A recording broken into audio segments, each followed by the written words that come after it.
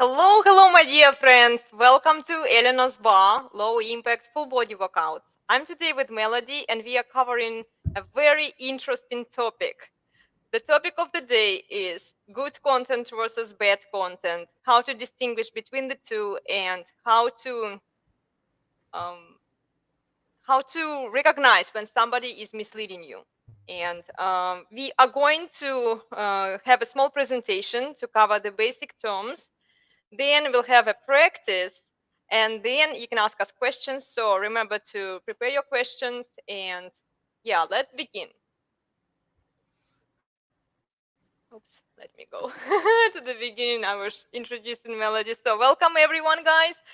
Yeah, if you don't want to be a victim of the misleading content, you definitely should work on your critical mindset skills.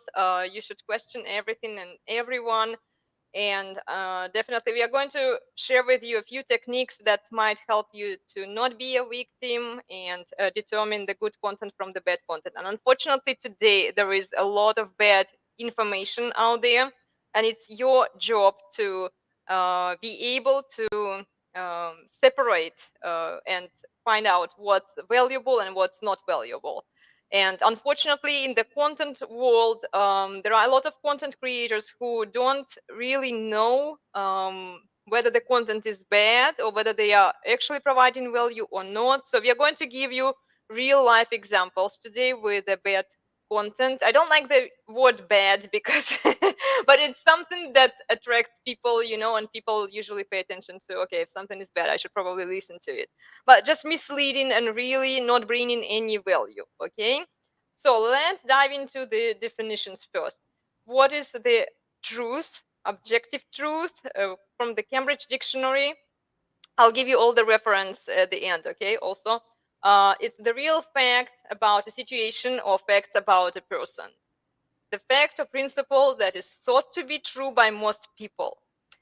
I'm laughing here because today People are wrong about a lot of things. exactly, today it's not necessarily very objective to think what the majority people are thinking. In fact, it makes you a very unique person if you don't think that way what everybody else thinks. You know what I mean? So this is why I'm laughing here. But it used to be that the fact or principle that is thought to be true by most people. Nowadays it's not the case. The actual fact or fact about a matter, it's a statement or principle that is generally considered to be true. Okay. Uh, Now let's look at facts because we already talked about them. It's something that is known to have happened or to exist, especially something for which proof already exists. And it should be the information shown in statistical data analysis or something more substantial than just your personal experience, usually. Okay. A fact of life is something unpleasant that cannot be avoided. This is where a lot of people struggle. And then the facts of life, it's an interesting definition. I was just digging in deeper and deeper into the word. It's details about sexual activity and the way that babies are born. Then fact is the synonym to reality because when I looked at both of them, it showed up as reality is a state of things as they are rather than they are imagined to be. Okay. Yeah, this is interesting. Now let's look at delusion and manifestation. These are big ones nowadays, especially in the social media. According to Cambridge Dictionary again, delusion is a belief in something that is not true. It's unreal things and unreality. It's something a person believes and wants to be true when it actually is not. Okay? This is very dangerous because it really corrupts your mind. It causes cognitive dissonance, and cognitive dissonance is a state in which there is difference between your experiences or behavior and your beliefs about what is true versus the reality. So you're constantly in this fight. You see, the reality is different than what you believe, but then you are kind of like fighting yourself, and it's not a very healthy state of being. Then we look at manifestation, and you've already known, guys, if you follow us for a while now, we are not fans of manifestation. At least based on the definition that a lot of people misinterpret, an event, action, or object that clearly shows or embodies something, especially a theory or an abstract idea. So I would call it's a desire of something to be true, but it's not true. So for me, manifestation and delusion, they are very close, you know? And then it's a public display of emotion or feeling or something theoretical made real. So it's not real. Well, at least it's not real yet. Maybe if you put in effort, maybe if you work on something, yeah, you will get to that point, but it's not real yet. Okay, it's something that you desire. And then you can also check on how to manifest anything you desire. As a contradiction here, guys, I'm throwing it at you by Oprah Daily. Check it out. Let us know what you think about it. We are not going to spend too much time on that one. And we're going to move on to objectivity and rationalism. Objectivity is a concept of truth independent from subjectivity. According to Cambridge Dictionary, the fact of being based on facts and not influenced by personal beliefs or feelings. Yes. The quality of being able to make a decision or judgment in a fair way that is not influenced by personal feelings or beliefs. Melody, I love it. What do you think? And then rationalism.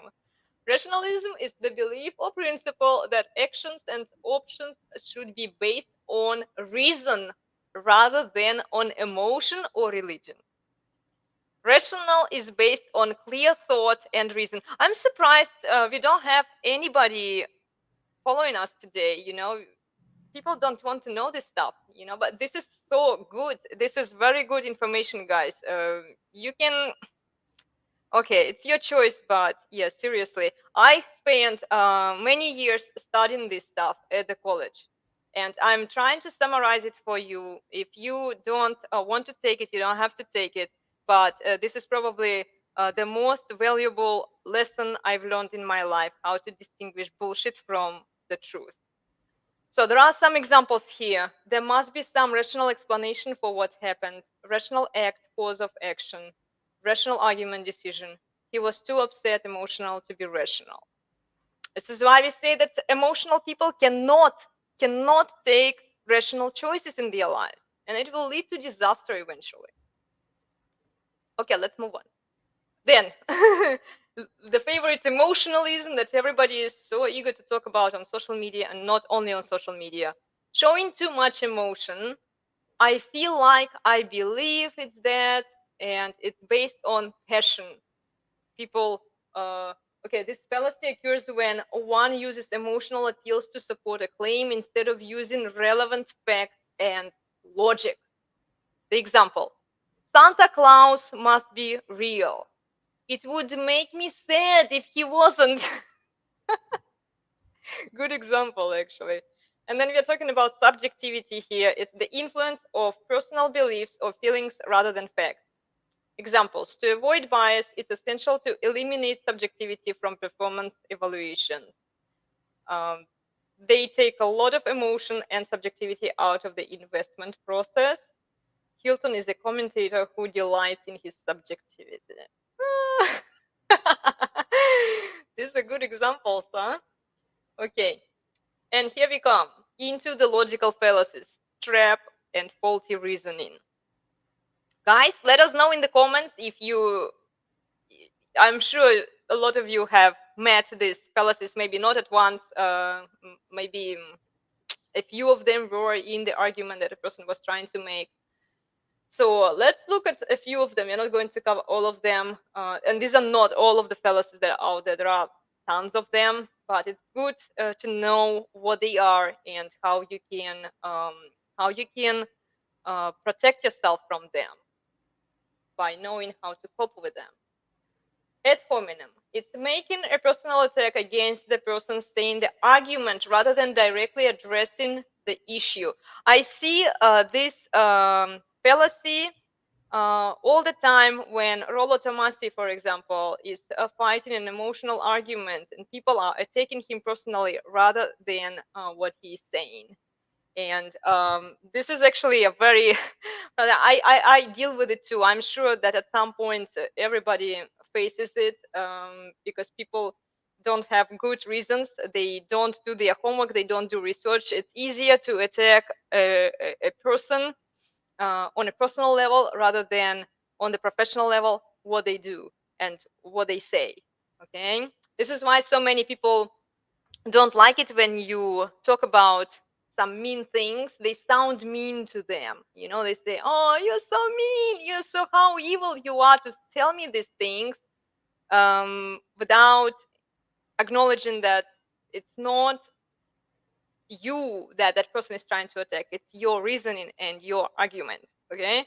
And anecdotal evidence, thinking that just because something applies to you, that it must be true to most people. Oh my gosh, I see it a lot in the fitness industry too. Melody nods, right? You've seen it. Right. Yeah. Like swimming's the best thing ever. I hear that all the time. It's like I understand, like, yeah, it's a great, like, low impact full body workout, but I hate the water. Like, and if someone's telling me like that's the only like fitness thing that I can do that I'm gonna be able to like keep up with like through the duration of my life, like if I were to like really take that to heart, I might just give up on fitness. But it's like, it's like, okay, that works for you. I'm not into it. They're definitely basing this argument on emotional and also on their personal experience. And I see it with fitness instructors too, who say, "Oh, this was my experience," and they sometimes even don't mention that it was their experience, but I know for a fact that it must be, because it hasn't been my experience, or it hasn't been somebody else's experience of the people that I've talked to, you know. And then we have appeal to authority, also a big one. Advertisers use this technique all the time on you guys. This is what we do, what we were taught to do when we were running the advertising campaigns back in the college and then also at work. Appeal to authority, believing just because an authority or an expert believes something that it must be true. I would tell you one thing, guys. A lot of experts don't actually know what they're talking about, because they are corrupt, or they follow their own belief system and they speculate the data around it. And this is why we are coming into the definition of scientism, not science. And Melody probably is aware that it's like cherry picking of the data that is mm, that supports your argument, versus including all of the data and challenging your thesis. This is where science nowadays lacks a lot. We used to do a way better job. We used to be more objective with things, but not today. And then we have appeal to emotion. This is a big one. This is like my favorite. Emotional manipulations always work. Trying to persuade someone by manipulating their emotions, such as fear, anger, or ridicule, rather than making a rational case. It's frustrating, but it is what it is now. Appeal to ignorance. Thinking a claim is true or false because it can't be proven true or false. This is also a big one. A lot of people think, "Oh, just because I don't have enough proof to tell them that they are wrong or they are mistaken, it must be untrue what I'm saying." So, yeah, I think it's an important one nowadays. They are all important, and you can see them in different settings. The people throw them at different times. Yeah, appeal to tradition, believing something is right just because it's been done around for a really long time. Some people might attack me with this one, because I always refer this. This is traditionally how women used to be. This is traditionally how men used to be. And I understand that there is a lack in there. Unless I tell them, look, there were less desperate women back then than now. Women. And I guess if it's like a valid tradition, you're not going to just support it with like, well, this is the way it's always been. You can get a bunch of data, get numbers together and be like, the numbers, the statistics, the data supports that like this has continued as a thing because it works better than other things we've tried.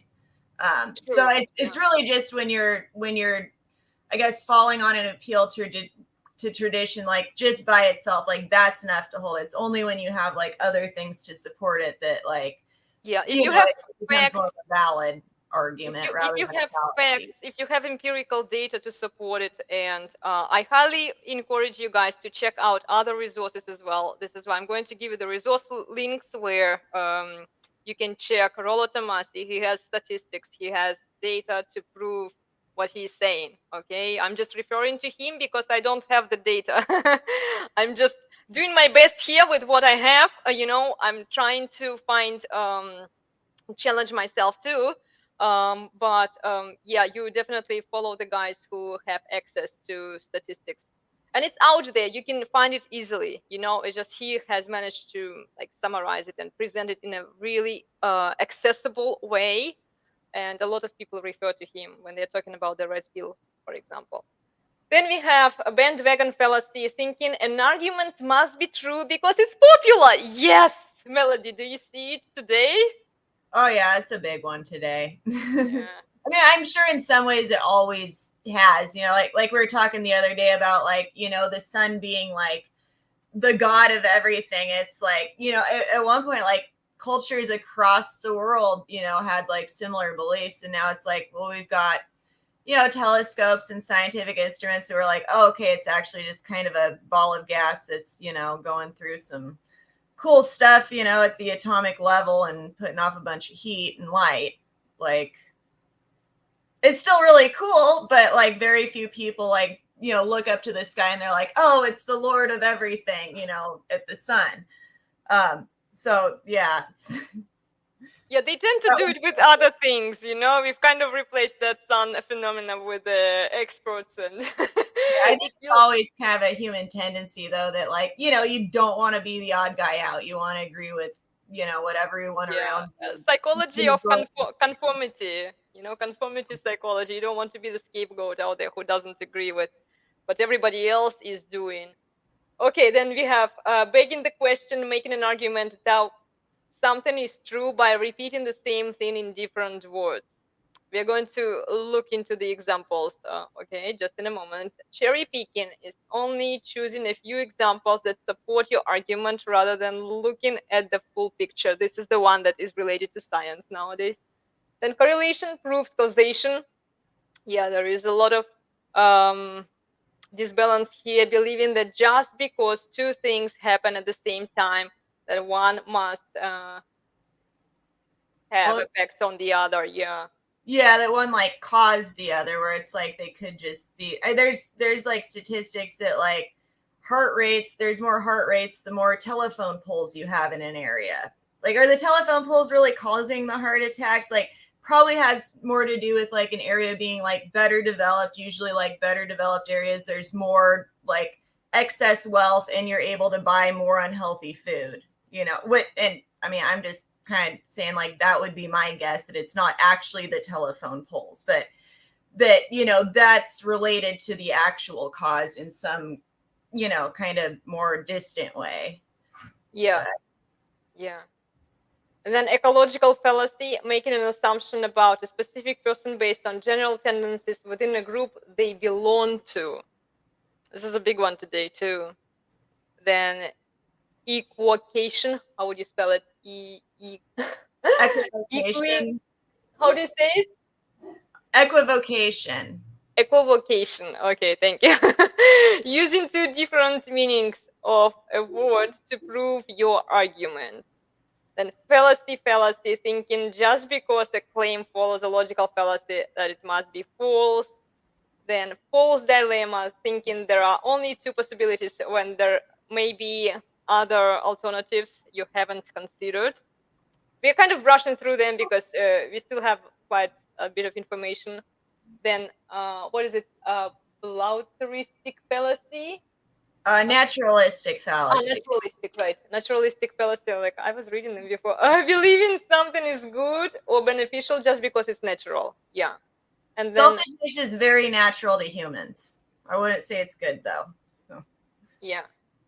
Non sequitur, implying a logical connection between two things that doesn't exist. the connection doesn't exist, it doesn't follow. Then red herring, when you change the subject to a topic that's easier to attack, happens a lot. Then shifting the burden of proof, thinking instead of providing your claim is true, the other person has to prove it's false. Interesting. And then slippery slope, taking an argument to an exaggerated extreme. If we let A happen, then Z will happen. This is also very common. I feel like that really ties into an appeal to emotion too, because it's kind of like you're trying to get the other person, you know, kind of like scared and like riled up about like worst case scenarios, you know. Yeah. I've just always seen those two as like tying. They tend to tie in real closely to each other. It seems like when they're being used. Oh yeah, definitely.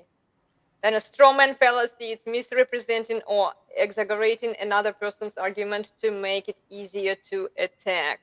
Very common, guys. Very common. People will paraphrase and rephrase. This is where I was talking about fitness content creators who are taking my content, for example, and they are twisting it, they are eating up, and then they are fluffing it up with something else.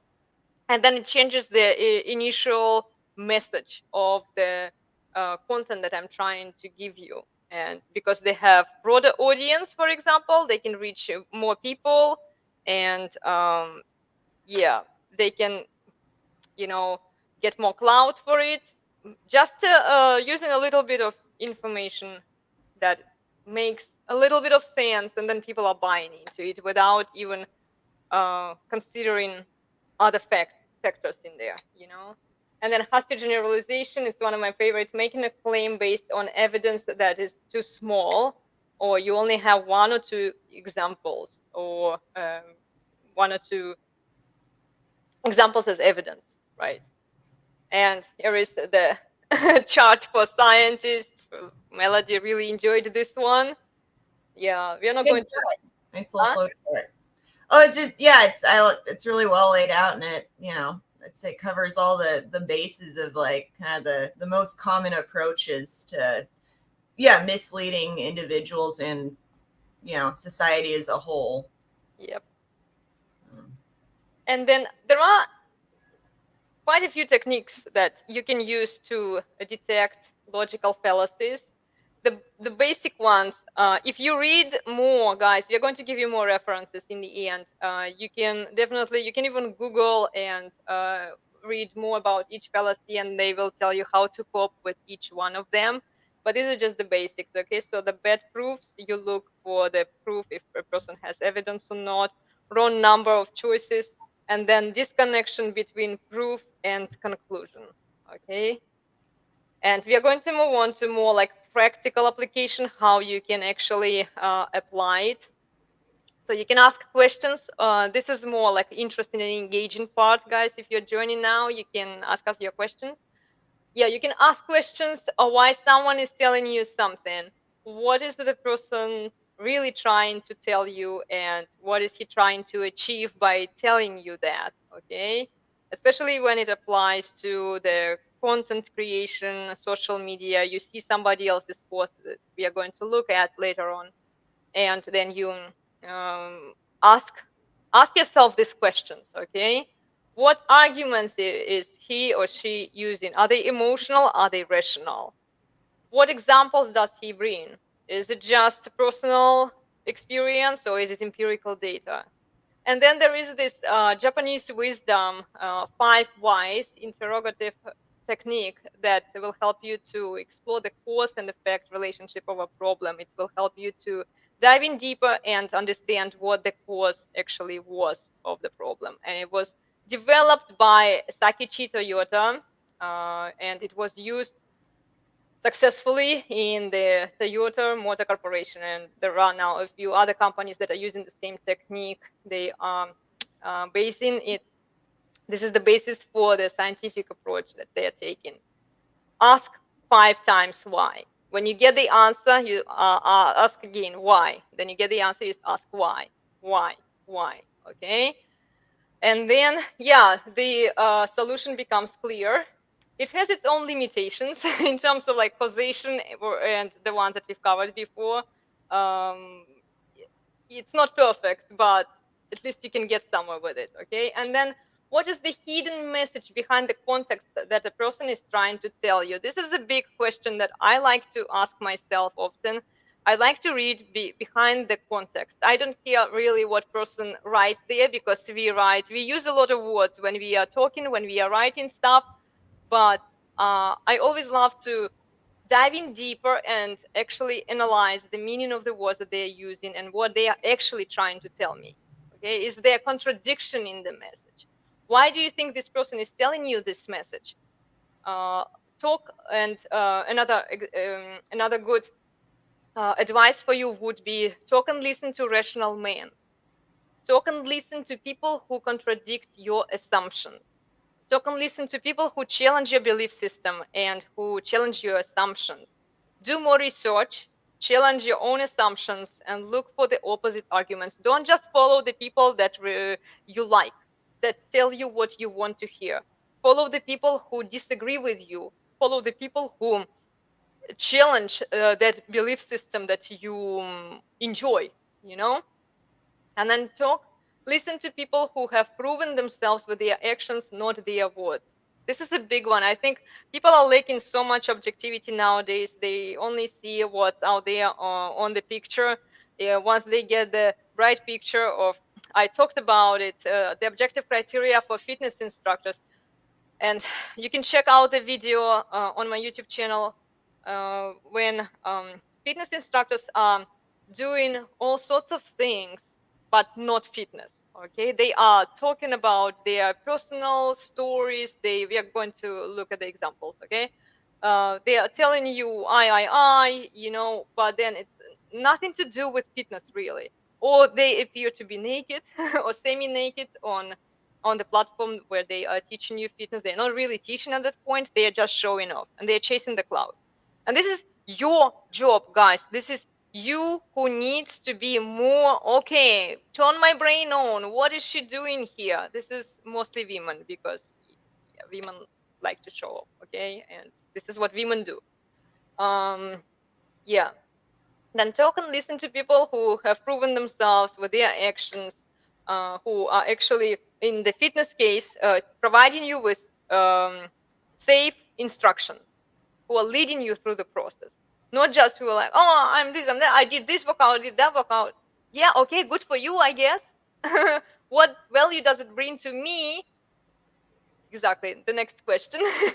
What value do you get from the information you receive? How can this information benefit you? How can it benefit your children? How can you apply this information in real life? Okay, these are some questions to consider whenever you are watching something or listening to somebody telling you. And it applies also on the mass media, not just social media, everywhere. You know, mass media has a huge impact on our lives. It constructs our viewpoint. And if you are just listening to one source of information, guys, you're going to fail. You are not going to get the full picture of what is happening around you.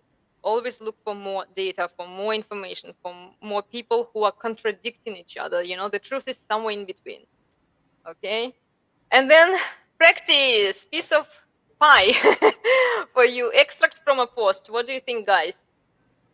Before we start, content creators, please keep in mind that we are not attacking you personally. We are just challenging your reasoning and your belief system. We are challenging whether what you are saying makes sense. Okay? Whether it's rational, and we explore what message your views actually get from the message that you're trying to send out there. Okay? So let's read this post. Remember that there will be people who simply won't support you, no matter how nice or kind you are to them. Makes sense, right? Yeah, that is kind of just a fact of reality. Yeah. Yeah. There will be haters, but trust me, go get those haters. Go get some haters. Let them motivate you. Pay them no attention. Block, unfollow, see you. What do you think, Melody? Huh? Well, yeah, I don't know. I feel like this word like haters is used a lot, and it's hatred's a really strong word, and like a lot of times people see like disagreement, they just take it as such a personal attack, and it's like I've got friends and family members that like we got all sorts of different views, and like we honestly like enjoyed. I've got like a group of friends that like I mean for a long time it's kind of like wintertime and cold, but we'd sit around the bonfire on the Friday evenings and we discuss religion and politics, and like none of us are on the same page.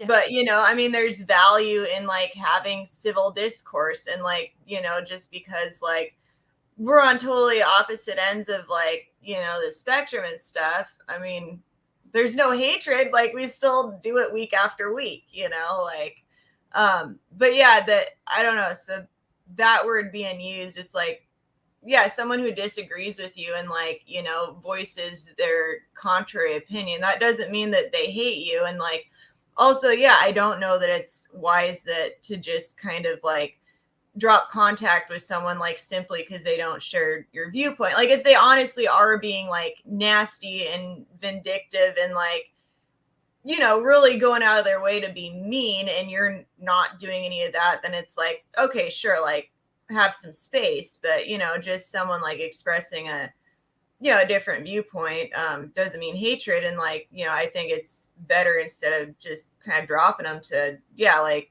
engage in like repeated discussion. And even if you still after like an hour of talking it, you're still both just like, all right, well, we're gonna have to disagree or agree to disagree, cheers, like, and Yeah. I move have a on. few friends who are feminists, I do. And look, we are still friends. Yeah, we do have, they definitely have a belief system. I try to be objective, I try not to be like either like religious or, taking a slightly different path. But it's, you still have to preserve the ethics. And even people who disagree with you, and this shit even says, let them motivate you. So what's wrong with that? Motivation? Pay them no attention, block and follow, see you. Then what's the point of getting those haters if you are going to pay no attention to them, block them and follow them and see you? I just see the contradiction in this whole statement. It makes no sense to me. Guys, let us know what you think in the comments, okay? Well, like in a way too, like blocking someone is like the ultimate, like, yes, you got my attention, because it's like, you got my attention, you made me so upset that I'm gonna block you. Like you don't people that really aren't paying attention to, you're not going to take the time to block them because you don't notice them. They're just kind of like, okay, in one ear out the other, like if you're genuinely not paying attention to someone. Yeah. So that, yeah, I don't think it's healthy to block people who disagree with you. I don't think it brings you any value, guys, in the long run. Yeah, it might feel nice that, yeah, I blocked this person, but I'm strong and I'm in my idea. Yeah, you are in your delusion probably. But that person who was actually maybe challenging you in some way, in a healthy way, could bring you more benefit than you would bring to yourself when you are just creating this constant cognitive dissonance within you. It's not healthy, guys. Don't block yourself out from people who challenge your belief system. Keep in mind that if people are challenging what you're doing, what you're saying, they're not attacking you personally. Okay, but the feminists, the leftists, like those people who are used to operate under the emotional appeals, they will always say that you are mean and you are a hater, because it's the easiest way for them to defend their own agenda, to defend their own framework, let's say. Okay, let's move on. There will be individuals who still think that there isn't enough room for everyone. Okay, meaning they have a scarcity mentality and are somehow worried that your success somehow means that there is less for them. Okay, there are a lot of things going on here. right? Like from the structure, from the form of the argument that she used here. Um, okay, so she believes that uh, still people who are not okay still think that there is not enough room for everyone. So these people have scarcity mindset mentality, who believe that there is not enough room for everyone. I'm just trying to paraphrase you so that you understand it, guys. And somehow those people who are scared and who have the scarcity mindset in your mind, okay, uh, are worried that your success somehow means there is less success for them. I just think it's false. In a way, it's true, and like sometimes you have to carve your own niche, but it's like, I mean, most greenhouses, for instance, have one head grower. If someone's the head grower, sorry, everyone else is not going to be head grower that season. Yeah. And that's just kind of a reality. Like a lot of businesses, they only have so much income. They can only keep so many people on staff to like stay afloat. There's not enough room for the small business to employ half a city, if they're only bringing in like 60,000 in revenue per year. That wouldn't even cover wages for like 3 full-time employees. So I mean, yeah, and I mean, just kind of the reality is there is a limited number of resources like in the world, and certainly resources that are available. There's maybe potential to create more, or I guess like kind of change things, but there is a limited amount of matter and a limited amount of energy that the sun puts out every day, and ultimately like our reality comes down to the physical reality that we're living in. Exactly. I don't think there is room for everyone. I don't think all people provide unique value, because let's be honest, not everybody not everybody provides value. There are a lot of people who are just living, existing, and they believe that they are owed for their existence. I think This. everyone has the potential to add value to society, like even if that's just doing a few hours of volunteer work every week to help others in need. But if you're not going out of your way to do that, especially if you're just kind of like taking resources without adding to society, like, no, like you're really not adding value to society. You're like Yep. leeching value from society. That doesn't mean that you don't have the potential, but are you living up to it? Are you taking all the opportunity that you have, in your body as you as an individual to put what you're able to do to add value? And like, yeah, Exactly. it's not just by existing that you add value to society. It's based on what you Exactly. do with your Well, existence. let's move on here. There is room for everyone on the table. We've already covered this one, guys, so we're not going to spend too much time on this. We all have unique talents, and that's just the way we were made. Okay, who made us that way? I just wonder, like who made us that way? That we all have, and then it's a blank slate equalism. The feminism. Even if a woman or a man is not actively calling themselves a feminist, if they are telling you this, that we all are equal, we all are the same, we all provide value, we all are unique, we all have room on the table, they are feminists. And uh you can argue with me on that one, but I'm pretty sure that I will win the argument, because if you do the contradicting action to what you are saying, it means that you are still that. It just makes sense. And then about a talent, guys, I don't actually like when people call me, "Oh, you're so talented." I almost feel like frustrated because they don't see the work that I put into. They don't value my work. They don't value my time.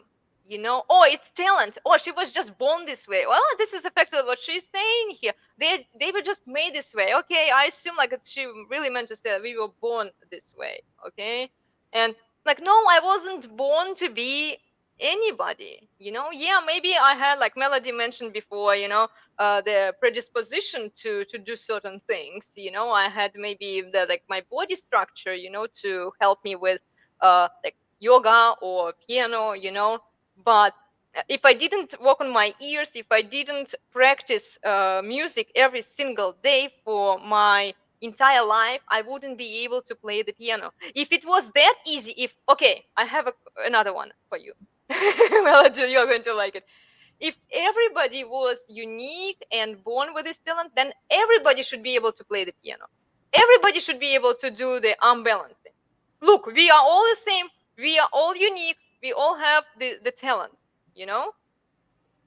We should then all be able to do what, you know, I don't know, the base criteria for um like, some activities that we like to talk about do. But we don't, because not everybody is unique. Not everybody is the same. Right. And yeah, I'm not really sure. Yeah, maybe I need like the rest of the context. And yeah, I'm not sure if like the writer this is getting at that, or that like we're all different. But again, the fact that like not every person is exactly the same, that doesn't make you special. Like every person's different. So okay, so you're a human, so you're not exactly like everyone else, but that doesn't make you special, like you said, unless you apply yourself and work at it. And I mean, there are some things like, I mean, we've talked about like our different hands, and you've got good hands for piano, I've got good hands for French horn. Mm-hmm. But neither one of us, I mean, yeah, I wouldn't have, I'm not much of a player nowadays, but at one point I was like, principal horn at the university I went to and stuff. And it was, not because I've got like, quick moving fingers on my left hand. That's just because I practice for hours and hours every day, Yeah. So yeah, I mean, everyone is born different, but like being born different is not a talent, Yeah, like, definitely. yeah. Talent. I remember even my music teacher was always telling me, talent is only your predisposition to doing something. It's only 1% of Yeah. the entire work. 99% is hard work.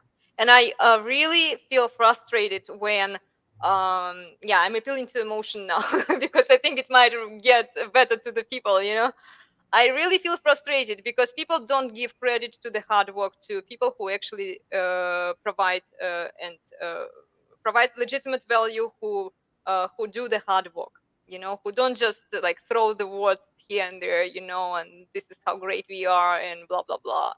Okay, moving on. Let's wrap it up. Keep the supportive friends close and be wary of the ones who talk about others that are likely talking. Oh, hi, Abby. Good to see you. Hi. Yes, Abby joined. We Hey. are just finishing this one. Let us finish this one and then Okay. we will talk about ballet. We are breaking apart one extract from the post, and you've probably seen it that, yeah, like, in terms of the value that this message is trying to provide to people. So keep supportive friends close and be wary of the ones who talk about others. They are likely talking about you when you aren't around. I don't even know. Melody, do you want to take this one? I mean, yeah, I guess it depends on like how they talk about other. I mean, people talk about other people, I mean, me and one of my coworkers, I mean, we sit there and we transplant like thousands of plants, per day sometimes. And like, yeah, we talk about our family, we talk about our friends, and like, I guess if it's someone who's a negative person, like they're going to be negative in regards to everything, and also in terms of how they, view and talk about others. But it's like, if someone's that negative, like, you probably really don't want to be their friend anyway. But yeah, I mean, and yeah, I guess, yeah, you wanted people who are good friends, you're going to want to keep closer to friends. But yeah, and it's sometimes. Well, and then she says, swag, in my opinion, is keeping your mouth shut and staying classy, knowing you have what it takes and you don't have to put others down to lift yourself up. I think here, I actually don't. I don't quite agree with what she's trying to say here, because I see the contradiction. Okay, so based on what we've covered already, it's a good idea to surround yourself with people who don't only agree with you, but who also disagree with you, with whom you can have this balanced and healthy discourse. Because only in the discourse there is the truth that shows up. Okay, and to be able to distinguish, the truth from the fake. Your friends can be your worst enemies, guys, in that regard, because they are always telling you the things. If they are always telling you the things that you want to hear, and if they don't challenge you in a good, healthy way, these are not good friends. These are the ones who are just telling, yeah, you go, girl, you are the best, do this, you do that. And then none of them will ask you, okay, why are you doing this? What kind of benefit would you get later on? So I don't necessarily agree with the point that, yeah, be wary of the ones who talk about others in a maybe negative way. But if we don't talk about the bad content, for example, or the content that doesn't bring any value, how else would people know that, okay, this is bad content? Uh, Analyzing the AB, you are not in there. Yeah, unmute yourself. You can join our discussion here. Yeah, analyzing that we are making a mistake is already the first step to success. And if we are so isolated from the reality, and if our friends are not helping us to face the reality, I would say that these are not good friends. I would suggest you instead go and talk to rational people who will challenge you, who will challenge your belief system, who will not agree with you 100% on what you believe, who will not support your assumptions 100%. Okay, I think it's a healthy. It makes only good friends. Okay, I and then think disagreeing doesn't sometimes it's interpreted as like putting someone down, but you're not, someone can disagree with you, or even like I'll admit sometimes, I if I'm in a mood, I might not respond the nicest way. And I appreciate it when my friends is like, wow, Mel, like that was pretty rude, and then I'm kind of like, wow, yeah, okay, sorry. Like, yeah, you know, and that's but yeah, certainly I think a lot of people, if someone like disagrees with them, it's like they take it as a personal attack, exactly. it's like you're putting me down. It's like, well, no, I'm disagreeing with like your belief on that specific topic, and you can still like find other admirable qualities about them as a person, but just like that statement that they made, it's like, I disagree Yep. with it, especially if you can give reasons for disagreeing with it, which you can back up and are, valid reasons. It's like you're not putting someone down, you're just disagreeing, and like Exactly. for good And reason. then she also says that keeping your mouth shut and staying classy. So keeping your mouth shut and being silent about it, apparently it's considered to be classy. I I have a huge problem with this kind of statement, because guys, if something really sucks, how long shall we wait until it gets really impossible and really, really, really bad and extreme? Then maybe then we will start talking about it. I think it's already pretty crooked and pretty bad, honestly. But AB is going to tell us even more details of what is happening in the ballet world. I'm excited. But honestly, being quiet about certain topics that deserve more attention, that deserve more uh, communication, and the dispute, I think it's valuable. I really believe that, and then putting somebody else's down. Yeah, only a person who takes it personally as a personal attack would say that you put somebody down without concern for the actual argument. They will take it as a personal attack, as Melody said. Okay, let's wrap it up. I try to be supportive, and I think okay, this is kind of irrelevant. Cool. That's pretty much it, guys. Let us know what you think about this post. If you bring up some interesting ideas, and if you have some interesting observations and experiences, let us know in the comments. Okay, we're always happy to hear from you. Then we will just wrap it up really quickly. So, bad misleading content, guys, is based on the personal stories, personal experience, personal examples, self-focused, self-absorbed, self-centered, different I can't type. That's like But they're talking about I did this, I did that, today I went here, today I went there. It's nothing that educates you, nothing that motivates you.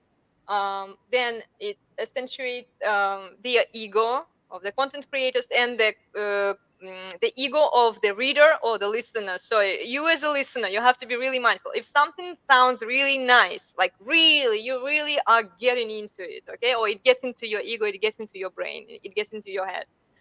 You have to take it out. You have to take it out of the picture and ask yourself the questions that you're going to give you later, okay? Or we already gave you before.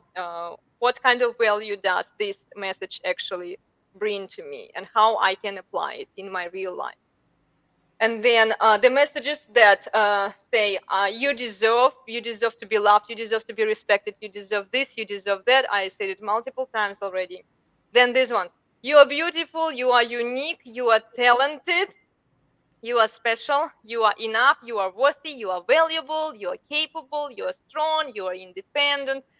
And I'm not saying it's like you can't really say you are capable to people, but people have to earn it. People have to work for it. Abby nods. Abby, Well, it's turn like, yourself on, right? Melody.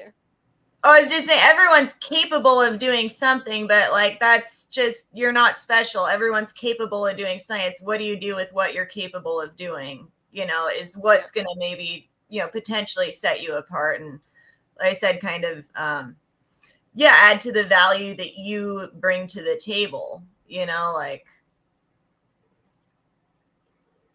Sure. And then you are independent, you are strong. It more applies to this she economy, empowerment, No one's pro-feminism. independent. We are so dependent on, just the way the world is set up. No one is independent. I don't care like what you do for a career or, no one would be anything without the infrastructure and like the other people in society that, it's all kind of at least trying to work together, like, but yeah, just the whole idea of independence is just not, it's just not real. It's not. Yeah. I agree with you there. 100%. Abby, what do you think? I totally agree. And I think in regarding telling people like they're capable and things like that, I try to be very mindful about comments I make to people. If someone posts something that is an accomplishment for them that I know that they have worked hard to do, and it's authentic that I'm saying to them, I think you're doing a really good job with this, then I'm going to say that. But I try to never give empty compliments where I'm just really saying something that I don't believe is true and I don't mean. I try to make sure that anything I post is something that I really think and I really feel. And I think when you look online, there's a lot of, you'll see people commenting to other people and you're like, I know that you don't really believe what you're saying, but it's just this, some posts become what do they call it? A fishing. Yeah, compliment fishing. Yeah.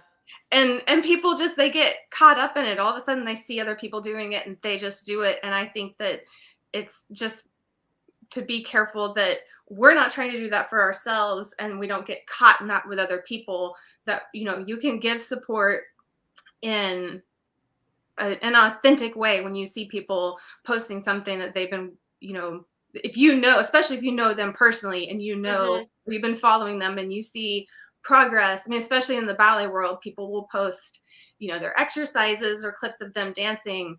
But like if I make a compliment to someone, it's only because I truly have been watching them and have really seen them. And that's one thing I was talking to my husband about yesterday, is the difference between viewing versus seeing.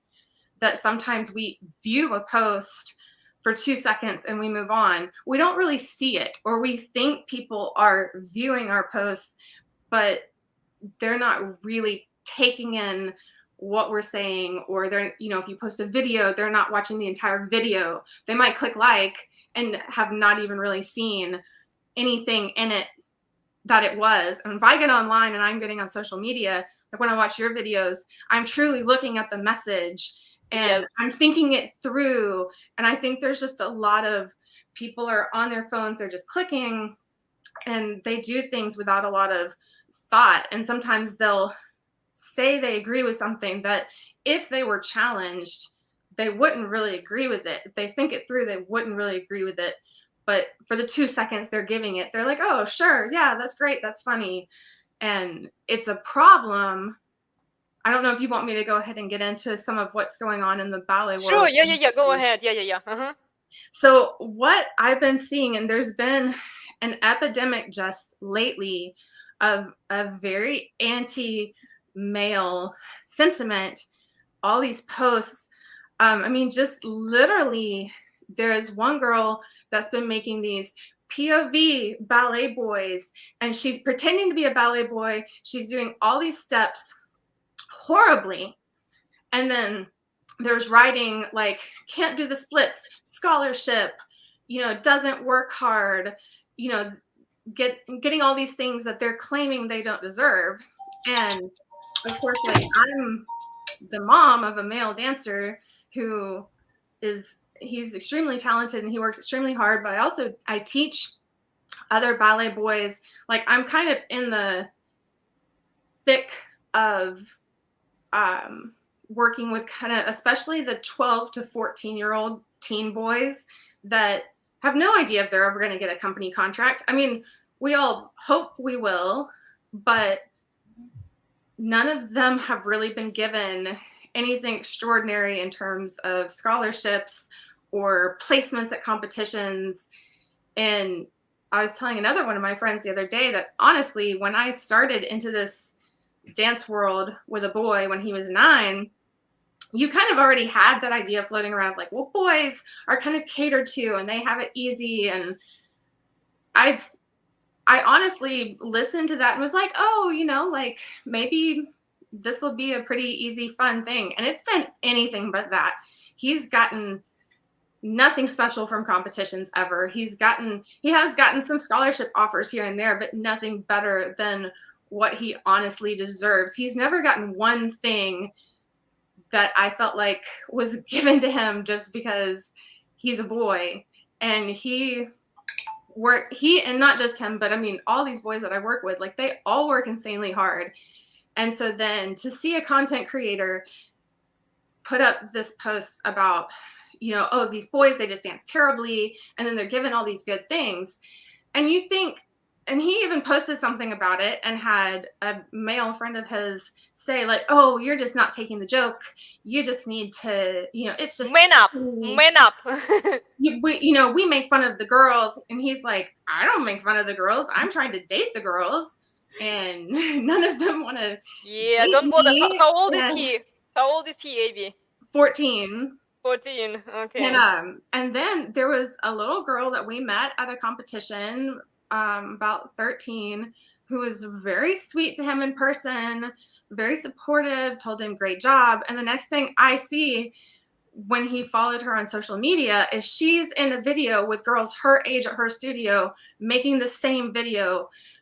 We're doing things like these boys and they're all bad, and look at all the way that the boys dance badly, and laughing about it. So this is trickling down to the teenagers. It was an adult that made the original video, and she's made multiple ones now. And there are comments like, yeah, and these boys that, they're at the studio and then they ask for everyone's number. And so then, as a mom, you're thinking, okay, so don't try and date anyone at your studio, but he's homeschooled. He dances all the time. Dance is pretty much his life. He's tried dating non-dancers, and it's very difficult because, when that's everything you do, you don't have a whole lot in common with people who don't do that. And so, I'm just sitting here going, do these girls just not, I'm like, okay, don't try and, pursue a relationship with anyone. Let's just leave that be. That's fine. Yeah, But focus on yourself. And look, if he gets through the point, and this is the hardest, this is what actually Mike Sartian and Rollo Tomasi are talking about in the Red Pill community. Mhm. The problem is feminist women, yeah, for sure, but it's also feminist men. And Melody brought up a Yes. very interesting story that, these men are like white knights, they defend these bitches all the time. This is like their job, this is what they do. They are so subservient that they can't even have the mind of their own, and they can't contradict of what is actually happened. They can't contradict that, so they go with the trend, and then who pays the price? Our children are going to pay it. Our children are going to suffer because based on, they always do. Look, I suffer some consequences from what my parents did in the past.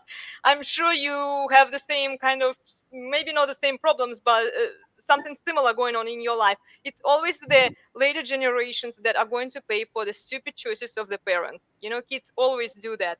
And this amount of delusion that is out there that we are effectively fighting here, not just here, but also in the red pill. I think that it's important for people to become more aware and start questioning. And maybe the younger generation, this is our only hope, because the older people, they have already kind of established their way of thinking. But what we can do is we can maybe try to influence the younger people who are facing into this. And for men, it's a hard decision, that he will have to make. And my recommendation, but I'm not a man also, I would refer him to check out Mike Sartian and Rollo Tomasi. Definitely get a book from Rollo Tomasi. Let him read it.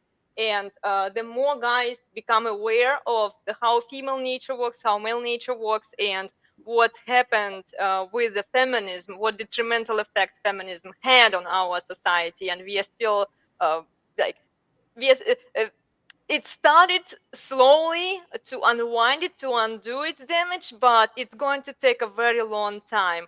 So the guys, what they can do is focus on themselves for the betterment of themselves. And then those women, because guys, we are also headed, I'm going to give you another resource, Peter Zion or Zayhan, they call him different ways, and you can check him out. He's a demographer, and he's talking about politics and geography, if Geopolitics. geopolitics, right? I was thinking about the word. Thank you, Melody. Melody has just read his book. The end of the world is just the beginning. The world that we live in right now, it's going to collapse because we are so used to this infrastructure. We will be happy. We will be happy to maintain it for the next 100 years, because feminism has set us back by so much, by so many years. This inability to accept the truth, live with the truth, and take rational choices based on the objective reality, on the objective truth, it set us back for many, many years ahead. If you want to know how feminism ends and how communism ends, look at Russia, look at China. And read Peter Zion's book. He is explaining really, really well what happens on the global area out there, what happens in China, what happens in Russia, what happens in the US. There will be collapse of feminism. It's coming. It's coming. And the sooner, even younger women, they are going to pay the price too, because look, they fuck around, they don't take it seriously. For the moment, they can extend it until they hit the epiphany phase, like 28 years old. I don't know, it can depend. It starts in the head. They realize they can't compete anymore with the younger generation, and then they are single, alone, and they are not married, they're not settled, but they chased their career, they chased something that the society was telling them to do, for many, many years. It started in the 1970s, and then it expanded. And it's been multiple generations that have been living under this belief system, under this delusion that, yeah, strong, independent women, empowerment, all of this companies who support, the abortion and all sorts of crazy things, it's going to fade away eventually. When the times are bad, there is no money for bullshit. The OnlyFans is going to take a hit. There is already a lot of women lost jobs on Twitter, with Elon Musk, and just Google fired a bunch of them. Facebook, all of this soft The specialty, DEI. the HR, the marketing, departments, all of this, the bookkeepers, they were all predominantly occupied by women. Now women are gone. Mhm. Where are they going? OnlyFans. Okay, what Yeah. happens when there is oversupply of things and only so much demand, and there is a lot of free porn out there, so guys don't actually have to pay. I mean, like they can, but when times go bad, guys have to take care of themselves. So the bad times create strong men, the strong men create weak men, the weak men create bad times. Yes. This is a cycle and it tends to repeat itself every 80 years or so. And this is happening, guys. And I'm so happy to see women of our age, women who can still influence and who have the power of influence on social media, who can be more mindful of the content that they are sharing. And this leads us to the next slide here. Good content. Bring good content. Bring objective content to And actually, people, I to gotta younger I generation. gotta head to work, so I'll Oh, thank you, Melody. I Thank you just for say joining I us wish I could today. stay and talk. I gotta head out right now, but I'll check the end of the video if you post it. And yeah, Abby, it was so nice to meet you. And yeah, I hope to be able to chat more. Yes, I'm kind of Yeah, definitely. gotta bounce all of a sudden, but yeah, yeah. I'd love to meet up more and talk. And I'll definitely catch the end of this video. Yeah, I'm pretty sure we'll do more. We'll do more. Maybe if you come up with some interesting content, guys. This is the homework for you, by the way. You didn't think you would get out of it so easily, right? Look through the Instagram post. Okay, Instagram is big for fitness. This is let's keep it fitness related. Okay. Um, this is inspirational, motivational posts that you see on maybe on YouTube. Some interesting videos. We can do breakdown of the next one, like we did earlier today. We can break some content down for you if you are interested. Let us know in the comments, okay? We are not going to do well. Maybe we will, because who knows? Maybe younger people will start watching us and they will turn their brains on, and it will be good for them that they do, because it will develop the critical mindset and critical thinking. So Melody, good to see you. Thank you so much for joining today. Okay, we are going to wrap up with AB, and then I'll talk to you on Saturday. Oh, she's gone. Okay. Yeah, good content, guys. We want better content that educates people, that inspires people to learn, to get better at something, that inspires people to work, that motivates people to actually do the work, that inspires to improve and challenge their belief system. Yeah, I know it's going to be hard. You're going to lose a few followers. You're going to lose a few subscribers. What I noticed with my YouTube channel is I make some provocative, posts that really challenges people's belief system, and then 2 subscribers are gone, and I'm like, well, okay, then those people, I guess, don't want to be challenged. They don't want to improve. They just are there for the nice picture. I guess they like my butt. Okay, fine, But on the counterpoint, I feel like I've gotten a lot more kind of strict with my own social media, that I've made sure to leave pages that are putting out negative messages. It's just, if they start going into things that are political, or things that are overly feminist, or just messages that I don't want to see, I leave them, and then I find people like you. And I think that's one thing that's really important, is that we take care to find the like-minded people, because it's easy to feel like we're alone. And I think that's what a lot of us think. We think we're the only ones that think like this. So maybe it's okay to stay following the woke person and still kind of interact with them some, and just ignore it.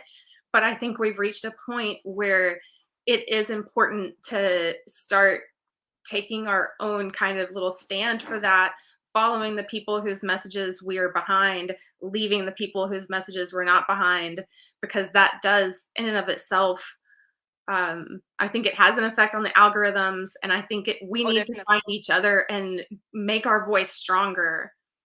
Sure. Yeah, follow the people who challenge you, who try to inspire you, who you know motivate you to get better at something. And you can also follow feminists. I find a lot of interesting content just by being, and you don't even have to try hard because it's so Mhm. prevalent on social media. So it's like every other, like, you pick a girl and it's like, chances are she's a feminist, or she represents the feminist ideas by the script, because she Yes. doesn't know any better. Her mother didn't teach her. A lot of single mothers don't know how to teach women how to be a wife, how to be married, how to find a man. A lot of dads who are feminists, you will be surprised, maybe, a lot of dads don't know what being a man actually is. And a lot No, of they don't. My husband is almost 18 years older than me, and I think one of the reasons I work with him so well is that he's actually a lot more old school, Mhm. and the guys that were my age when I was dating in college, it was not the same. They were just not the kind of strong man that I saw myself being with, and it took me having to go to someone older than me to find that, and we're about to have our 16th anniversary coming up next week, and Wow, congratulations, thank guys. you. Wow. Yeah, I was lucky. My husband is only 4 years older than me, but he was homeschooled, and Yes, I think my it son is speaks for homeschooled. itself. I was also homeschooled back when I Yep. was, in my country. And yeah, I think that I got lucky there. But seriously, a lot of men don't know. You ask them, what is it being a man? I watched a podcast by Rollo Tomasi. He was showing somebody else's podcast. I don't remember the names, guys. I'm kind of still new in the field, in the red field, and yeah, I'm learning. But honestly, I'm too focused on the message. Okay, I'm too focused on the context, what's behind the context, rather than like people's names and other facts like personal stories and everything. So he was sharing a podcast. I think Just Probably Things was on that podcast, and they were talking. Oh no, it was just the men. It was the podcast for the men. There were a bunch of dudes out there, and they had a question: what is masculinity? What is a man? What is it being a man? None of them knew. Mm-mm. Like, none of them And I could guess that's even kind of what I answer. was saying about, like my son's friend defending that post. It's like he doesn't even know enough to know that, like, no, you shouldn't go defend something that's trying to push males out of the ballet world and say that, because that's really the ultimate message that these people are saying, is they're saying, really, like, women should dominate the ballet world. We shouldn't have men. And it's such a sad thing, because ballet is this beautiful yin and yang art form with, very specific male, female roles and uh, qualities. The feminine quality and the male quality, they're totally different. They're made to be totally different through the movement. And it should be something that's this beautiful partnership, and there's room for both. And to see it turning into something that people are just trying to be so divisive and turn it into this feminist battlefield, Yeah. when it should be anything but that. What it And tells you is, if you want to be a better human, you should be a woman. yes. To men. And I'm not surprised why a lot of men go through transgender experience, honestly, Mhm. because all of the benefits, all of the social validation, social proof women get. Yeah, I wouldn't, but I'm not saying it's good, but I just understand But why. it's there. It's what it is, to the point that now, like, we as women are kind of being told that, you know, like, just being a woman isn't really enough. It's better to be a man who's being a woman. Yeah, the reverse of the gender. I was talking about it in one of my videos, guys. Go check it out. I think it was the video where I was talking to women mostly. Oh, hi, Neil. Good to see you. We have Neil here. Finally, somebody showed up. Looks interesting. Yeah, interesting topic today. You kind of missed most of it. Well, thanks for showing up, Neil. Good to see you. yeah, I just don't see how it's healthy, how it helps us to build a healthy, strong society of strong It men. doesn't. It's Yeah. it's breaking down everything. We're breaking down the family. We're breaking down personal relationships. I mean, even friendships. It's everything is getting harder and harder And because of over it. what? Over this stupid emotionalism, over Mhm. this stupid idea. Sorry. Yeah, next time we should put you on stage, Neil. Maybe then you show up on time. Yeah.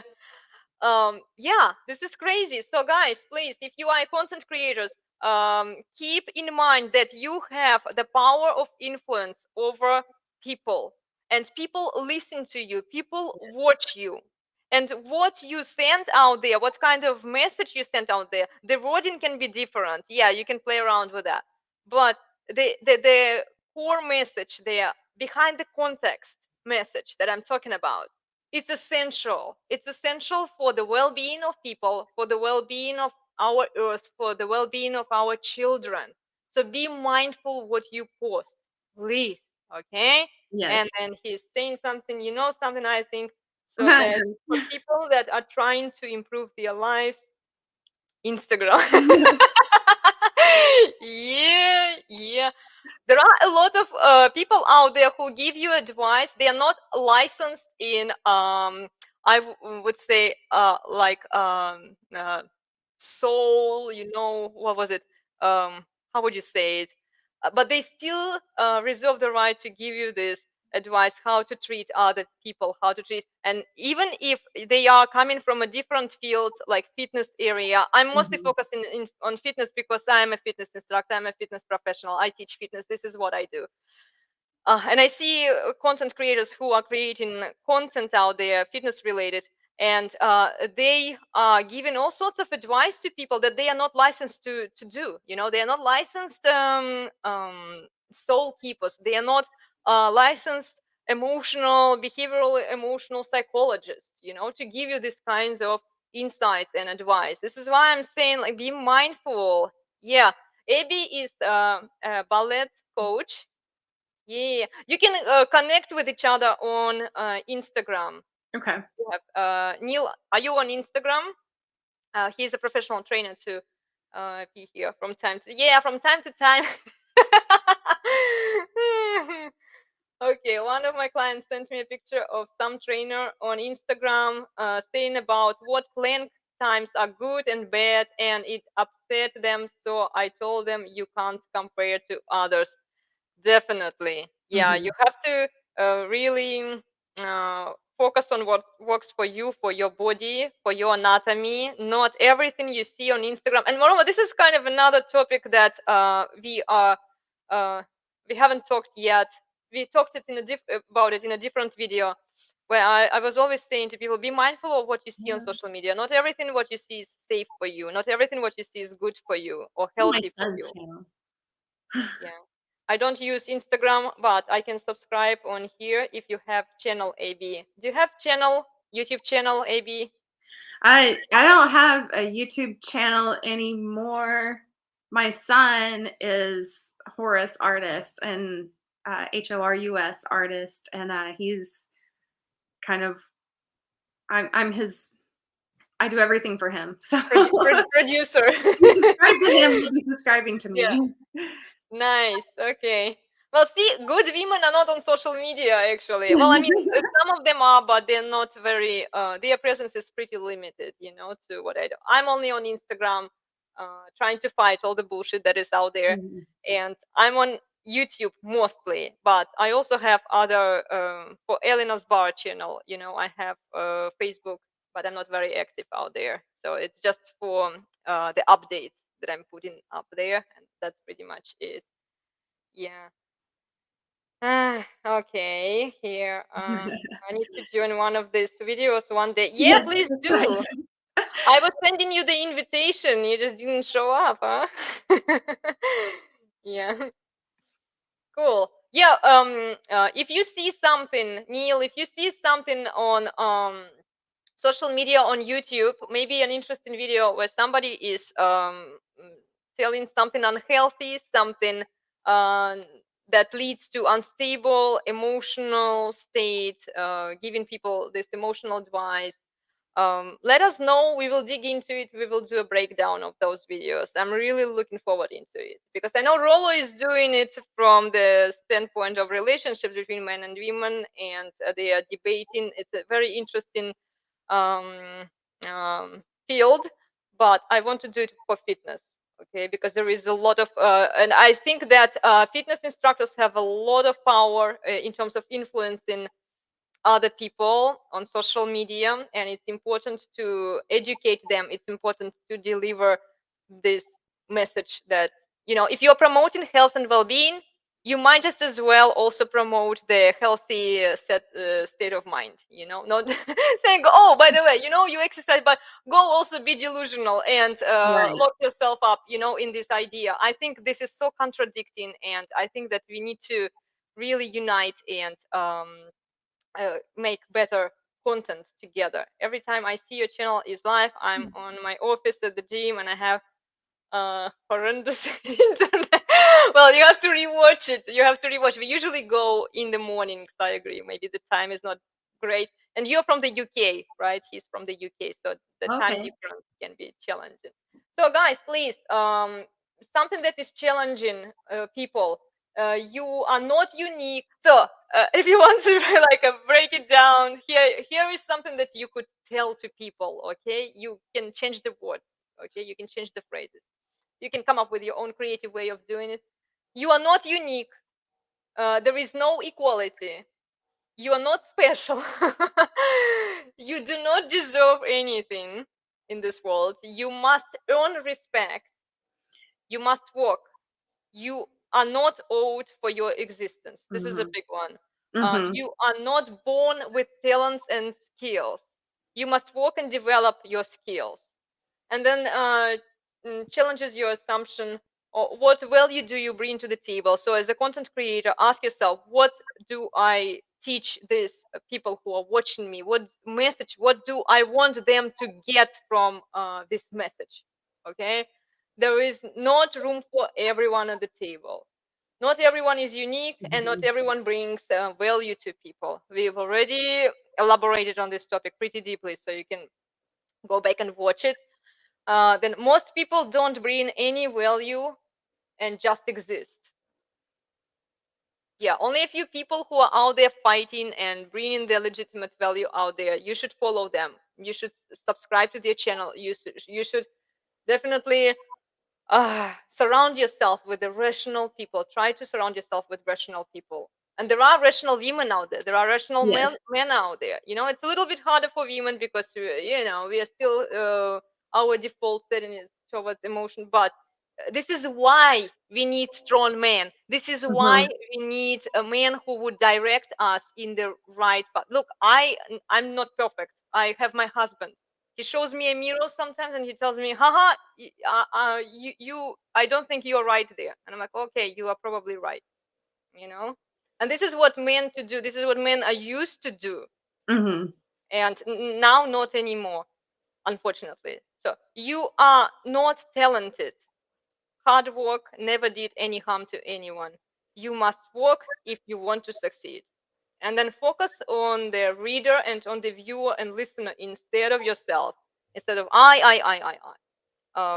All of your self-entitled bullshit. Then get the truthful, rational, and objective message to adults and younger generations.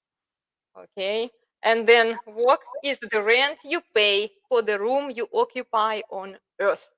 Queen Elizabeth II. Well, and I think that idea of you must earn respect, that's another place where I feel like some of the feminism and the anti-male rhetoric is really problematic, because that's another thing that I've seen even on just some of the ballet posts. They say, well, men should respect women. Like, they'll make a post literally tearing down men, saying that men are horrible, and then they will turn around and say, but men should respect women. Well, I of course believe that men should respect women, but I think women should also respect men. Respect is two ways. Yeah. And the fact that, and I think then these girls, the part that's so problematic is they internalize that as, I don't really, and talking about what do I bring to the table, I don't have to bring anything to the table, Exactly. but I can criticize them all day long for what I feel like they're not doing. And again, in ballet, things like partnering and learning to partner as teenagers is something where the girl and the guy have to trust each other. They have to work together. If either one of them is not putting in full effort, then it will not work. And sometimes in a literal partnering situation, the girl might not be holding herself as much as she can. And she just wants to blame the inexperienced partner who is also still learning. And I do agree with that. I mean, I've been in the ballet world. I mean, my son's third generation, I'm second generation. My mom danced with me growing up. And it's not that I don't see that there are problematic situations out there, but I think what happens is that we want to take one problematic situation and make a generalization. And personally, my feeling about it is, I think a ballet company, when you're talking about an artistic director, because I also know of a ballet company, and this is true of a lot of ballet companies right now, when they're hiring a new artistic director, they have just basically decided behind the scenes, we're not going to hire a male, we're going to hire a female.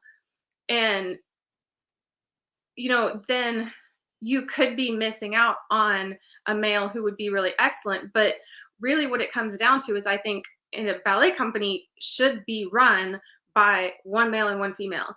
I think it should be a co-artistic director situation with co-artistic directors who are able to work together, so that you have a female who's able to work with the femininity for the females. You have a male that's able to work on the partnering, the masculinity for the males. I was trained when I was a teenager by two, like I had a woman until I was about 15, and then I had two guys for the next 3 years. They trained me to be very strong. They gave me a lot, but my dancing was completely missing out on femininity because I had all male instructors. So, certainly, like, I had the impact, and that hurt me as a dancer to not have the female influence. So, to me, I think that every situation, and most of the situations that I see that work the best. You have Ballet Arkansas is run by a married couple, so you have a male and a female. The Alabama Ballet, she's now retiring, but they've had a female director and a male co-artistic director. Right, and it would just be silly to say that either role. I mean, to me, you can't have life, you can't have relationships, you can't have ballet, you can't have any of it. You have males and females, we have roles, we have things both sides bring to the table. You can't erase either one of them. And I think, that's the problem, is you have these people that, sometimes legitimately are seeing a problem, which, could be, well, I feel like when we have a male artistic director, then the females are missing a female element, and they are. But instead of going, what could be the best way to logically fix that, then it just becomes this anti-male rhetoric. And what we need to be doing is trying to see, like, how we can build stronger partnerships between the two. And I think that that's kind of true as a society right now. Like, how can we utilize the femininity and the masculinity together in a way that strengthens our entire society? And in that sense, I think ballet is just a symptom.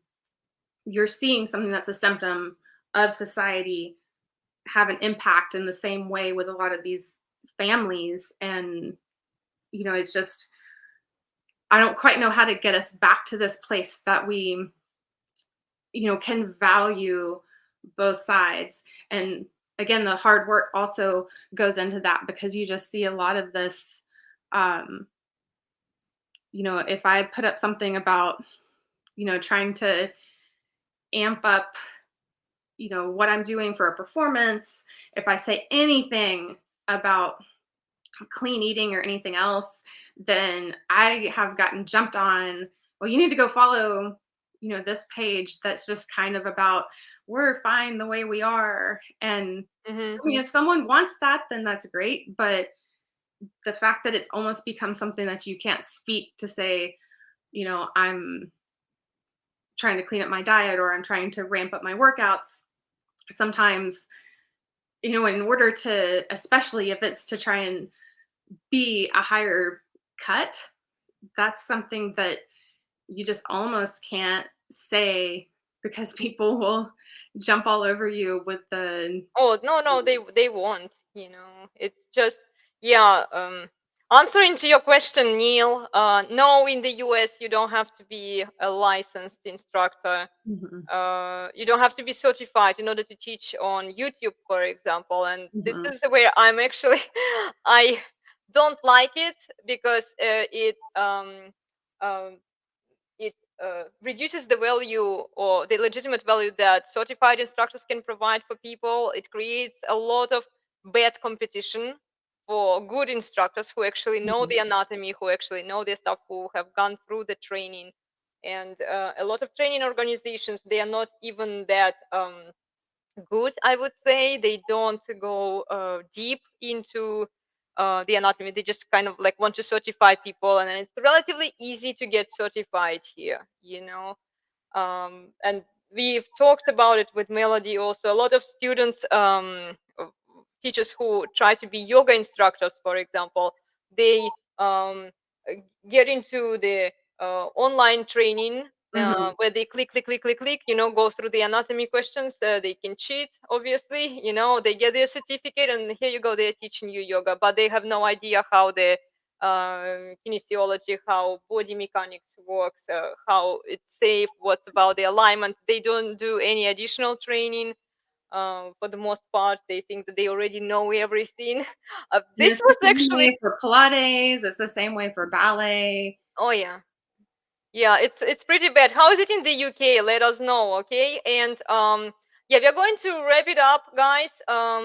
Okay, here you go. Mm, Practical element is a lot more important to learn. Oh, I agree with that. The practical element and also the real experience of teaching. You have to be teaching in order to be good at teaching. mhm, And a lot of students don't. They kind of, I see both. I see instructors who are diving into training, from one training to another, from one to another. They kind of know a lot, but because they have never taught a single class, they don't know how to apply it. And I was inviting a lot of fitness instructors, a lot of yoga teachers to join the ElenasBarre community, where we can meet and talk about the anatomy, maybe the posture, the alignment. And only a few of them did. So it's Melody and Pikia. These are the people who actually did and who stayed consistent, who survived out of all of them. And there were like 30 of them to start with. What they did was they joined us so that we could record the video, because you had to submit the video that you were able to teach a class to get certified. This is how they did it. They got their certificate, they submitted the video, we helped them with that, but then they were gone. I never saw them again. mhm, I even had to cancel like our prior communities, because people are not very consistent. They think that, okay, once I get this certificate, it only gives you a license to teach, but it, mhm, it doesn't make you a good teacher. You have to keep learning, you have to keep educating yourself, you have to talk to other instructors, you have to take other instructors classes, and preferably different formats of classes, where you can learn the diversified ways of teaching, and implement them into. I love attending them, the belly dance by Sadie, the rocks online, and I love to take sometimes the ballet classes from mhm. other instructors. And Yeah, the Pilates. I did the Pilates teacher training, and I love to uh, watch other instructors teach these classes. And unfortunately, people don't take it seriously. They only Mhm. take it as like, okay, fun, I'll get the workout myself. But then, yeah, it's totally. What was the question about the UK story? Yeah, What how fitness serious? is required? Yeah, how hard is it to be a fitness instructor in the UK?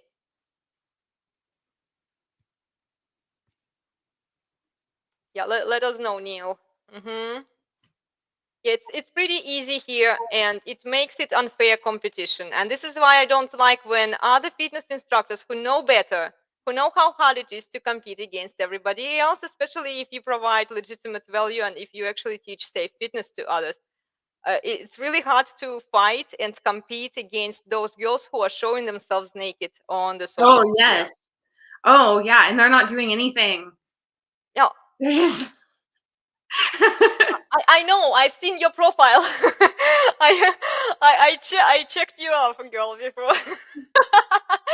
Yeah, I know, but for legitimate instructors who are actually concerned about safety and the quality of the workout, it makes it really hard. This is why, yeah, sure, I'm going to whine and not be super happy about what is happening around me. And if the frustrating part for me is to see the instructors who have been certified, who have the experience, kind of agreeing with what is happening outside Mhm. there. I think these girls who only know how to shake their booties shouldn't be teaching fitness. If they don't know anything about anatomy, they shouldn't be teaching fitness to others. They can teach Mhm. it to themselves. Sure, they can hurt themselves if they want to, but taking responsibility for others people's bodies, um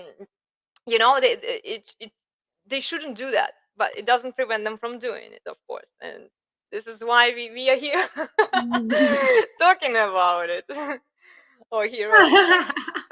Okay, it's hard because you have to do gym instructor qualification and then a personal trainer on one, which takes about 6 months. Then every year you have to be continued personal development courses. This is good, actually. I think it's so much. Mm, I actually do a continued education. I keep doing it. I did upgrade my I did another training for the bar certification. I extended my bar certification with a different training, but it's also the extent of how serious instructors take their job and their mission to provide health and well-being to others. If they are serious about it, they will spend time, they will find the time and energy to complete the courses. If they are not serious, if they are just there for the cloud, they will say, yeah, sure, I have a certificate, I can teach you yoga. And what I see a lot of flexible girls out there on Instagram, I'm not saying they are bad instructors, but they are showing themselves in like mini shorts. Well, Mhm. of course, they're going to have a lot of followers out there. If I showed myself naked or in a swimming suit, I guess I would also, be thriving on Instagram. I'm not doing it because I want people to judge me based on a different criteria, not on my teeth and ass, Mhm. Maybe I can provide you something else, not, the just the looks. And I covered it, guys. I covered it. Check it out. I covered it in in a video about objectivity for fitness instructors. People have totally lost the objectivity with the fitness instructors because the internet made it so easy for girls, especially with the pandemic. All of them hit, and Mhm. they started teaching yoga. So many teachers popped up like out of nowhere. Well, hi, I'm one of them. You're talking about myself. Well, yeah, I mean, I've done plenty of it too, but it's gotten to the point where, I'm almost I think since 2020, I've actually taken a big, big, big step back because I see so much out there, the good and the bad, and the people who are doing things and doing them well. Sometimes I look at it and I'm like, I don't feel like I could do it as well as they're doing. And then I look at some of the people that are doing it less well, and I'm like, I don't really want to end up in that category. So every time I kind of like start thinking, maybe I should do more, maybe I'll do this, then like after a while, I'm like, I don't know. I'm not entirely comfortable. And I think especially because, I teach in person, I teach conditioning and I teach ballet. And when Mhm, I'm doing that, I'm looking so personally at my students and I know mhm, what I feel like they need. And it's just one of those things where I start to worry because some of my videos basically are things I've done with my students for them.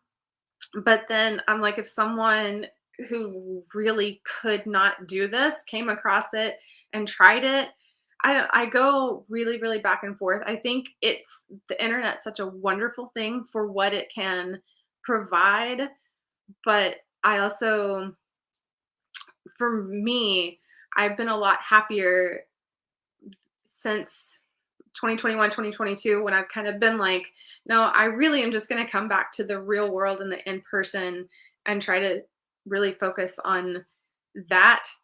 And other than just seeing a few posts where they're like anti-male or something like that, and I get worked up for about a yeah. day, then Social media is a great tool for frustration. If you if you really pay attention to what people, if you're really reading and trying to get the context out of the messages, you will be yes. frustrated. I this is how I feel all the time. Like, ah, damn it. But at the same time, I feel like there needs to be a lot of work done to debunk all of that bullshit. That is happening out there. Yeah. And Neil wrote, yeah, it keeps you up to date with progress, and then it's interesting.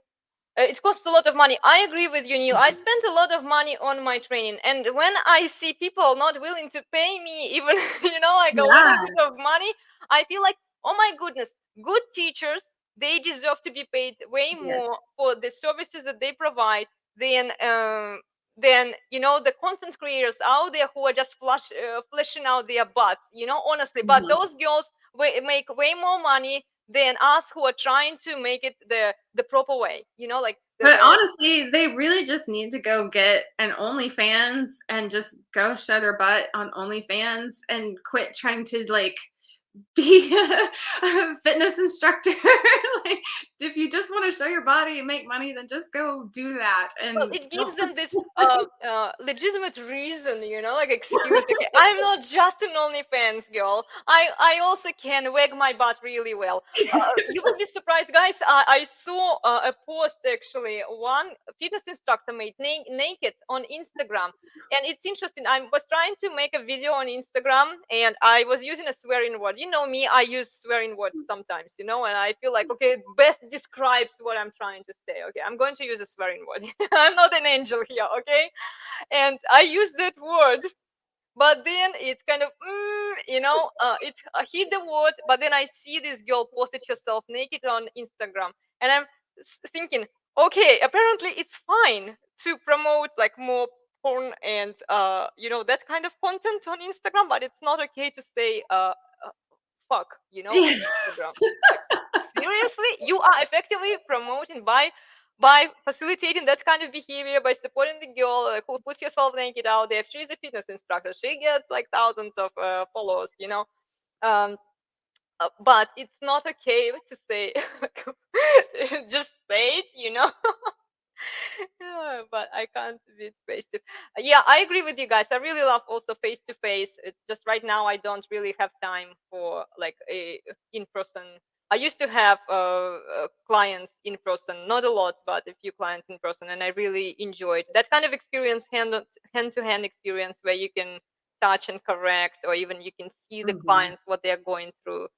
Yeah, it. But that's where I was a few years ago. I really didn't have time for anything face to face, and so I definitely had several years where I focused on online, YouTube and things like that. And then it's just, I think just depending on where our lives are and what we're doing and how things are, it just varies. Yeah. There might be a time when I go back to it more, but just kind of taking it day by day and seeing what. Yeah. This is fun, guys. It's a fun stuff, and I think that you'll find value from this video. If you are joining ElenasBarre community, please do. I'm really happy to see you here, and yeah, we are going to come up with more interesting videos for you. Yeah, just remember, hard work, hard work. All of your actions have consequences, and if Yeah. you are putting content out there, your content has consequences too, whether you realize it or not, but it does, because people are consuming it, people are buying into it, people are following you, people are subscribing to you. So please be more careful of the content that you are sharing with others. If you have any questions, you can reach out. You can send us an email to elenasbarre@gmail.com. You can check out the website, see the programs out there that we offer. And then if you have something interesting, like AB today, thank you, AB. By the way, thank you so much. It was my pleasure to talk to you today. Oh, it's been great to meet you and find you, and it just Yeah, makes me I'm so really, glad. See, social media is a tool. It can be yes, used for good purposes. It can be absolutely. used for bad purposes. Right. And yeah, we have We to just need to find. turn the table. We need to turn it Yeah, yeah. to what it can be. Exactly. So if you have something interesting to share, like AB did today with us, reach out, send me an email, be more specific, okay? Or sometimes I check the Instagram posts, but you would have to comment on one of my posts that I make, because Instagram is huge, and it's like I don't follow everyone out there, so it can be hit and miss. So anyway, you can reach out. Email is usually a very secure form of communication. Like, share, and subscribe. And here are some references for you, just if you want to dig in deeper. These are the materials that I used today for the presentation. Okay, we can take a picture of it or something. Then some of the additional resources that you might find useful are Peter Zeihan. Check out his books. He is writing on geopolitics and what's coming for the US, what's coming for the other countries. He gives a very good demographical analysis for China and Russia. Mm. That can be very interesting. If you are interested in politics, I am, because I have my family out there in Russia. So there is nothing good that nothing good that comes out of there. And Yeah. then you can also check the Red Pill creators. Rollo Tomassi is my source number one. I always go for him. He has all of the empirical data, access to statistics. He really shares it. He interprets it, because sometimes reading psychological statistics is a lot of work, and figuring out. I did the psychological statistics class back in the college. I kind of knew how to do it, but I forgot. It's been a very long time since I graduated. So I highly encourage you to check him out, follow him, buy his books. If you have younger men in your family, or if you are questioning the reality, read his books. I'm currently rereading actually his Positive Masculinity book. It's a great book. He's a phenomenal author. He uh, writes it in a very understandable language that is easy to comprehend, even for young readers. And I Oh, think that's good all to hear. men, yeah, all men should definitely read this book. Yeah, he's talking about intersexual dynamics, communication between men and women, what happens, why, and yeah, very good author. Then you can check the Fresh and Fit podcast, just for fun, really. I was watching them for a few episodes, and some guys say that these guys are so mean and they are disrespectful to women. I don't think so, but it's probably just my personal opinion. If they do that regard. I think these guys are pretty reasonable and rational.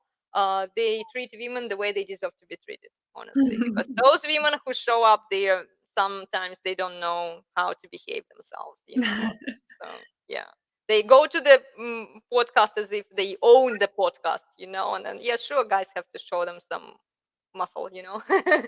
So check them out. Mike Sartian, he's really good. I did a separate video just about the resources. You can check it out.